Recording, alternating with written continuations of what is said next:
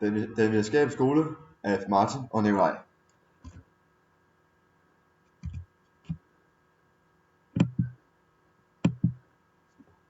Okay, historien med skolen. Teorien bag den videnskabelige skole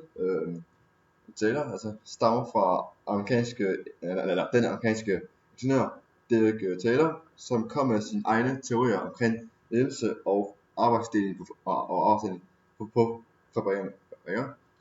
Det er ofte blevet kaldt videnskabelig virksomhedsledelse eller scientific management på engelsk, fordi teorien var vel dokumenteret med videnskabelige forsøg.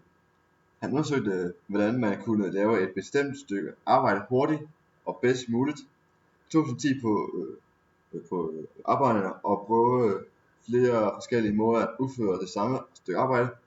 Fandt ud af, at det var mest effektivt, når der var en lærer,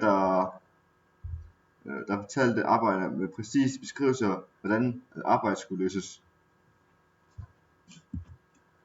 Ja, og så har vi nogle grundprincipper, og de står af materialistisk syn på arbejderne, som er fastlagte arbejdsopgaver, som allerede lavet i forvejen af ledelsen, så arbejderne ikke skal bruge tid på at finde ud af, hvad de skal lave.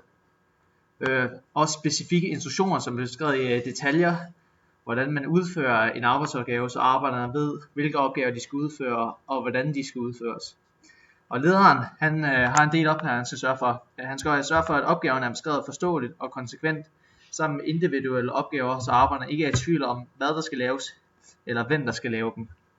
Opgaverne er specielt rettet mod den individuelle spidskompetencer og kontrolsystem, så fejl og mangler bliver opdaget så hurtigt som muligt. Kommunikation omkring arbejdsopgaver foregår kun via lederen, så der ikke opstår misforståelser og forsinkelser. Belønning af den enkelte medarbejder, så den individuelle bliver motiveret til at gøre deres bedste. Okay. Der har vi nogle fordele og ulemper ved den videnskabelige skole for virksomhed og medarbejdere. Enkelheden er godt, fordi at alle kan og ved, hvad deres specifikke arbejdsopgaver er. Der kommer heller ikke nogen misforståelser. Det kan dog i længden blive slidende, da man ofte vil have den samme arbejdsopgave hver dag. Individualitet er også godt for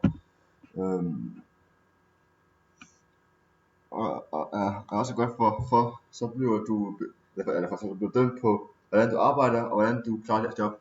Plus at bonusser og lønner også sker på baggrund af den enkelte præstation.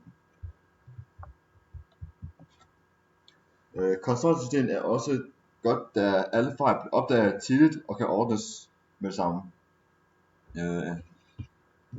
Der er ikke nogen medarbejder, der kan både tale godt og dårligt, siden der ikke er nogen kommunikation mellem medarbejderne.